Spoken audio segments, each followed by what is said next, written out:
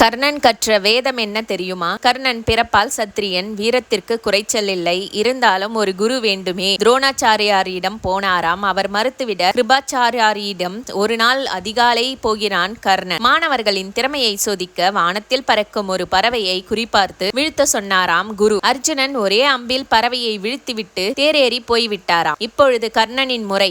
அம்பை நாணில் பூட்டியாயிற்று. ஒரு கணம் பறவையை வானில் குறிவைத்தவன் வில்லையும் அம்பையும் கீழே வைத்து விட்டார். மிக சிறந்த வில்வீரனான கர்ணன் அப்படி செய்தது எதற்காக என ஆச்சரியமாகவும் அதிசயமாகவும் பார்த்துவிட்டு குரு கேட்டாராம். குருவே, இது மிகவும் அதிகாலை நேரம். இந்த நேரத்தில் ஒரு பறவை விண்ணில் பறக்கிறது என்றால் நிச்சயம் தன்னுடைய குஞ்சுகளுக்காக உணவை கொண்டு போகிறது என்று பொருள். இப்பொழுது திறமைக்காக நான் அதை கொன்றுவிட்டால் வீரனாவேன். ஆனால் அந்த இளம் குஞ்சுகள் அனாதையாகிவிடும். எனவே நான் கொல்ல மாட்டேன் என்று சொன்னாராம் கர்ணன். கலங்கி போன குரு சொன்னாராம், கர்ணா, நீ கற்றது வித்தை அல்ல, வேதம் என்று.